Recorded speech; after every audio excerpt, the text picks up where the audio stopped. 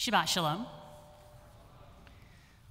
Now, I know right now it is cold and very wintry, Friday night, 2022, crazy, but my mind is on summer 2008 specifically. That was the first time I lived in Israel, between my sophomore and junior years of college. Now, I might not strike you as the outdoorsy type, and that's fair. I don't strike me as the outdoorsy type either. But I wanted to be able to spend a lot of time in Israel, a whole summer, for cheap, because I didn't have a lot of cash, because I was in college. But I didn't want to couch surf. I wanted to live somewhere. So I volunteered on an archaeological dig in Ashkelon, which is a little coastal city on the beach, basically a little bit north of Gaza. And from 5 a.m. to 5 p.m., I worked manual labor outside, hauling rocks and digging out thousands-year-old clay ovens and washing endless buckets of potsherds with about 2 or 3 dozen other college-aged volunteers. You know how when you meet someone in a very particular circumstance and you think to yourself, you're going to be my best friend here. My best friend on the dig was Trisha. I really wanted to be her friend, and we were friends. Trisha was cool. She was so cool. She was a little older than me. She grew up in a very strict Christian home in rural Illinois, and despite all those individual aspects, she had a very deep knowledge and love of Judaism. We joked that she and I were the only 2 Jews on the dig. But to be honest, she was just intelligent about everything. She was so smart. She was very well read, maybe to make up for the lack of education she received as a child. She knew kind of something about everything. But she knew everything without a hint of pretension. She was not pretentious about it at all, and she was funny. Oh my God, she was funny. And she was quick, very quick. It didn't ever seem like she was trying to be funny or smart. She just was. It was effortless. And not just I thought she was amazing. Everybody on the dig loved Trisha. After the dig, we kept in contact. I finished college, went to rabbinical school. She finished college, went to grad school. We kept in touch through those early days of social media. It wasn't constant, texting all the time kind of a thing, but, every month, hey, how are you? But more than that, I was her source of Jewish practice and ritual knowledge. She was my source of information on pre-state Israel history. That was her grad school focus. She studied Hebrew, Arabic, Akkadian. Who studies Akkadian? She studied Akkadian. Trisha did. We'd share articles and experiences we'd had while we were in our respective grad programs. We followed each other's adventures on social media. We joked that we kept just missing each other because it seemed like as soon as she moved nearby where I was living, I would end up moving somewhere else. Like she moved to San Diego right after I moved from LA to come to Texas. So close. But even after that, we still chatted, every month, every couple months at that point, because I started working and then I had a baby and time became a rather precious commodity. She understood. I was busy. Spring of 21, last spring, Trisha announced that she had been diagnosed with leukemia, a kind of leukemia found primarily in much older people, which was odd and concerning, but Trisha was Trisha. She was upbeat about it. She started treatment. And she even kept TAing throughout it because, everything was virtual at that point. And this is very Trisha, she started a blog to keep everybody updated, to everyone that she knew and loved, so everyone would know kind of what was happening with her, how her treatment was going, the ups and the downs. It was very funny, and it was very informative, so it was very Trisha. And we kept chatting, she and I, throughout this, every month-ish, because, I would get busy, or she would get busy, and we'd drop off, and there'd be silence for a while, and then we'd start talking again, and then it would drop off. She would tell me about the chaplains at the hospital, that I sent a rabbi who was very awkward, and I said, well, yes, we kind of are, and ha, ha, ha, ha. I was driving back from doing a wedding over Halloween weekend, and I stopped at Buc-ee's, as you do, and I saw some funny t-shirts. You know what I'm talking about if you've been to Buc-ee's. And I instantly thought of Trisha, and it had been a while, actually, but I thought to myself, oh, she would love these. These would really brighten her day and all those endless cancer treatments. I'll pick one and I'll send it to her.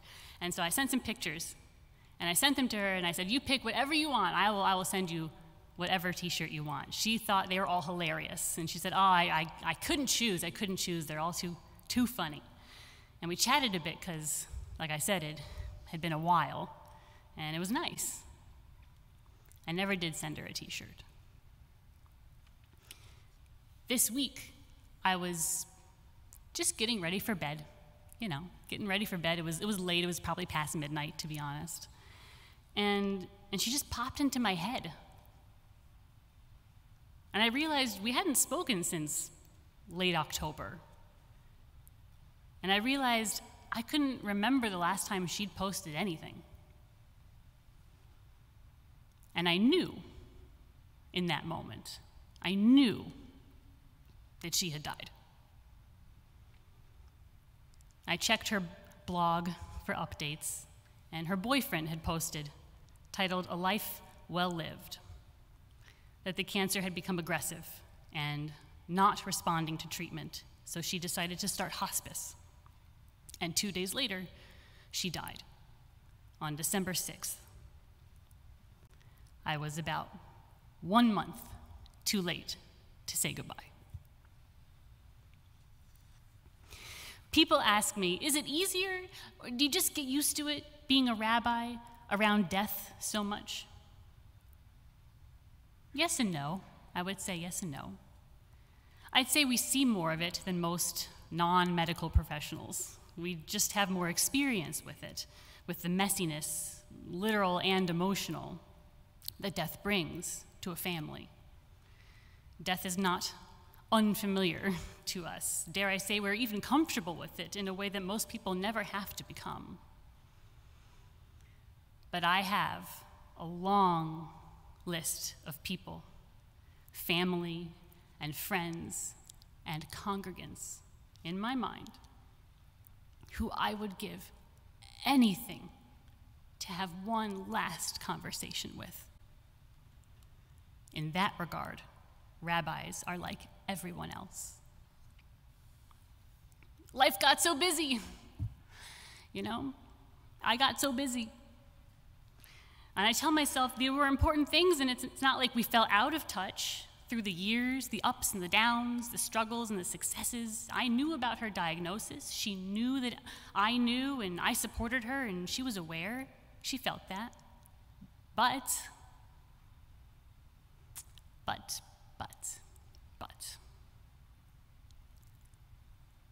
I'll never get to tell her all the things I'm telling you. How smart I thought she was, and how funny, how kind, and how warm. How the world is less without her in it, and that I will miss her. And I am full of regret.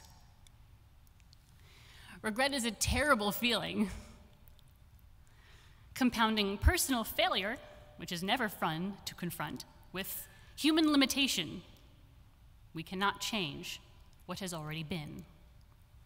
And all that is left, when there is nothing left to do and no one to say it to, all that is left is regret. A terrible feeling. So what to do? One who makes a misstep should be regretful and do better. The Rambam teaches this on his treatise on repentance, that when you do something you shouldn't have, or when you don't do something that you really should have, the first step is to feel regret. And so regret becomes a most terrible and powerful teacher. Mine is a reminder to myself, and thus one I pass on to you, that next time there may be no next time. Ki gam lo yeda ha'adam et ito, a person cannot know the time of their death. So say those things, those important things that you're thinking. Say them now. Tell the people you love how much and why you love them. Tell the people you appreciate what they've done for you. Because I know you're busy. Of course you're busy. I'm busy. We're all busy. We've got jobs to do and kids to raise and houses to clean and food to cook. And yes, there's a whole pandemic that's actually happening right now. And every once in a while, we need to take a breath for ourselves. But just as our forefather Isaac instructed Esau, "Hine na zakanti lo yadati yom motzi," I am old now, and I do not know how soon I may die. And so he wanted to give his son a final blessing. None of us know the number of our days. And the pandemic has put into sharper focus what we have always known to be true, that life is glorious and precious. Precious and all too short, and often ends without warning. Do not waste a minute to tell the ones you love that you love them, how much they mean to you. Give your kids an extra hug. Spend all that time with the people you love now. Now. Because im lo achshav az matai, if not now, then when, the ancient rabbis teach. If we do not spend time now, say the meaningful things now, then when? A student of Jewish life and text and ritual, I would like to think Trisha would have gotten a real kick out of knowing I was talking about her in a Devar Torah in a synagogue to a bunch of Jews. And she would likely be embarrassed that I was talking about how special she was from the pulpit.